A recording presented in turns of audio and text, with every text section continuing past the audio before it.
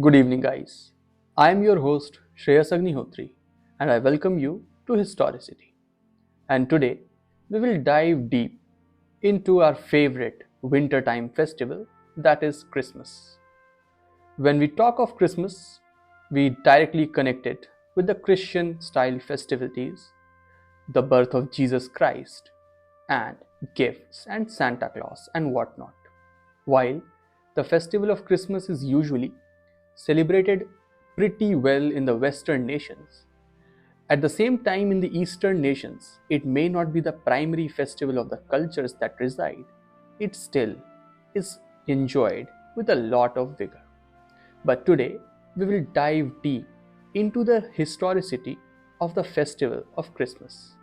Our journey will take us deep into the influence of ancient pagan cultures that continue to resonate in today's world. We will reveal some astonishing truths along the way. To truly grasp the essence of Christmas, we must venture back to a long time before Christ's arrival. And this is crucial. A lot of the festivities of the festival of Christmas existed long before the arrival of Jesus Christ. Yes, you heard me right. Picture ancient Europe, a land dominated by cold, dark winters that posed significant challenges to its inhabitants. Survival was never straightforward. Every year, communities faced the daunting reality of enduring a season marked by scarcity. Yet, within that struggle, there was a flicker of hope, the belief that the sun, their life giving source, would soon return with renewed strength.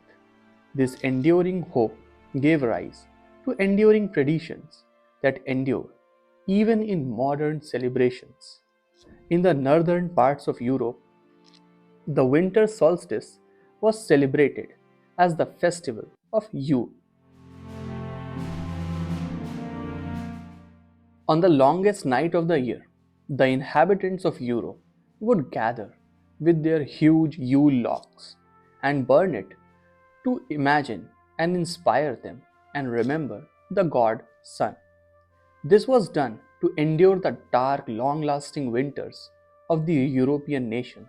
It was the foundational stone of the festival of Christmas in ways which was established as the season of Yule in the first place.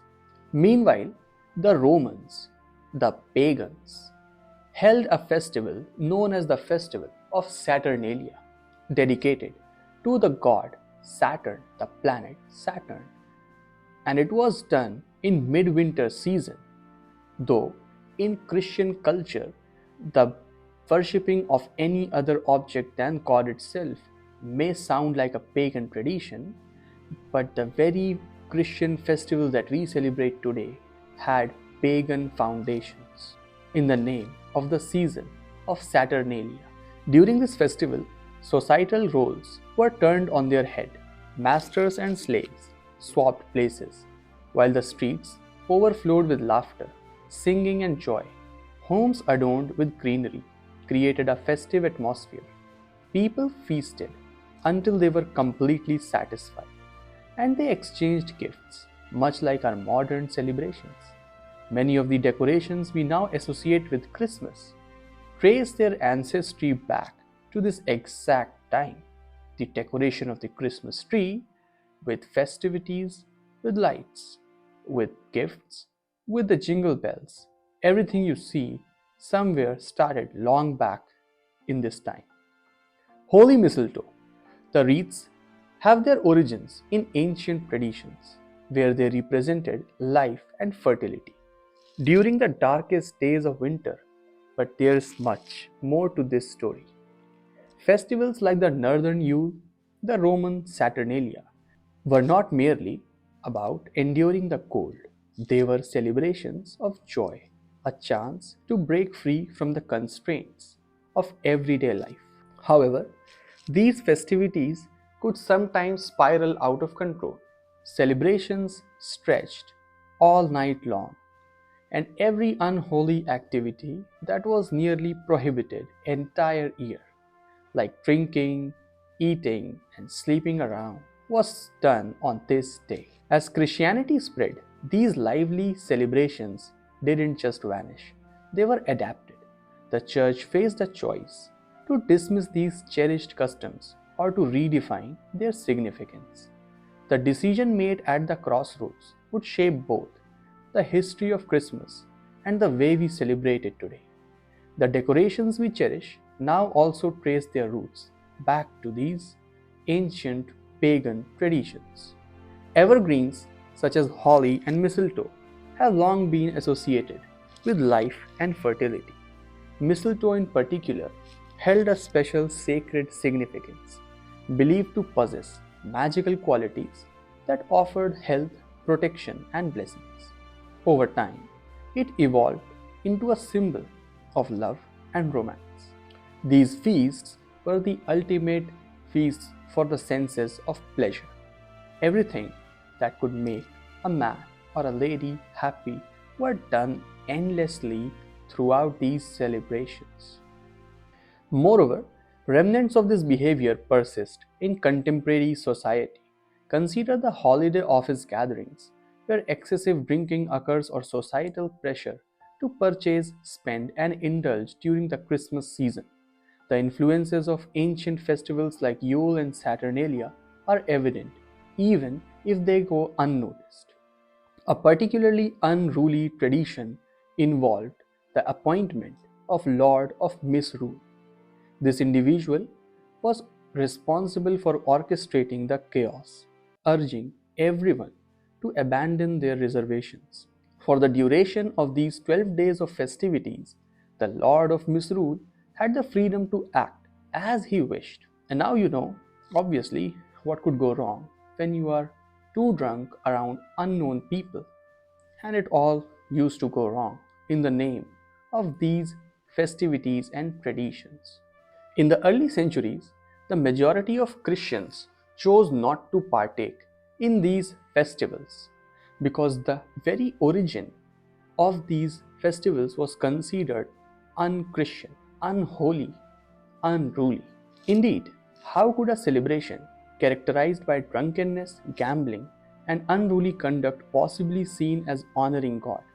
Considering the account of Pope Gregory in the 4th century, who dispatched a missionary named Augustine with the mission of converting the local populace to Christianity. Upon his arrival, Augustine quickly recognized the formidable challenge he faced.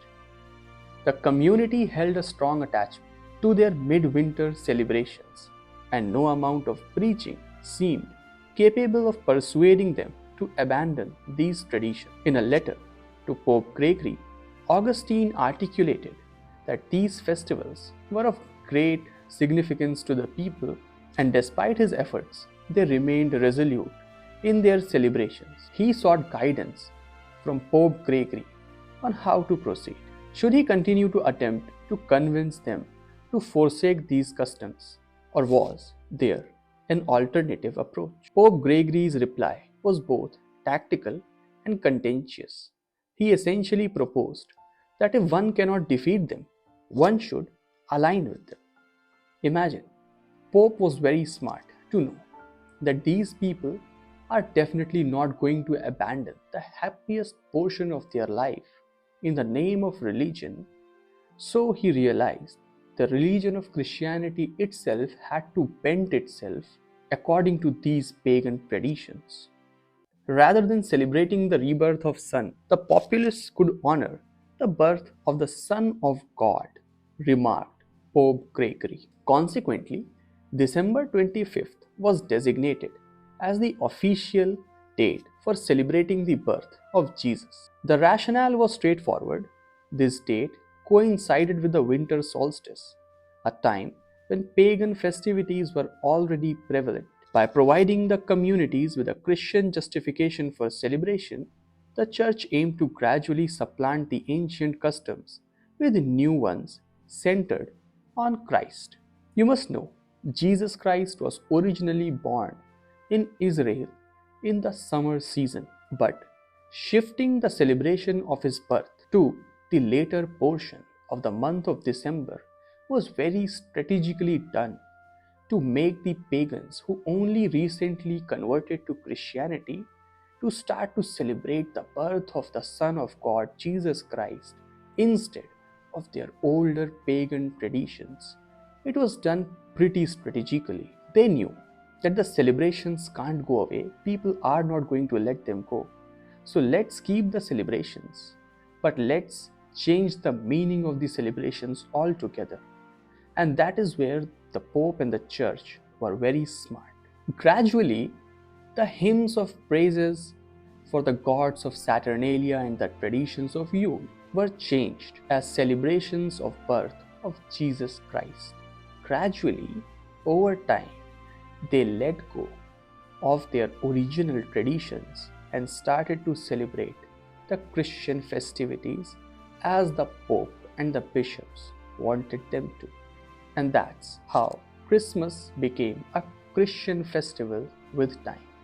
I know the festival of Christmas is the most loving portion of Christianity for Christians themselves, after, of course, the Son of God, Jesus Christ. I do realize that this festival holds a very higher significance for the worshippers of Christ. So, if you feel the overtaking of pagan traditions and converting them into the Christian traditions was a positive outlook and a way the cultures naturally evolve, then comment so.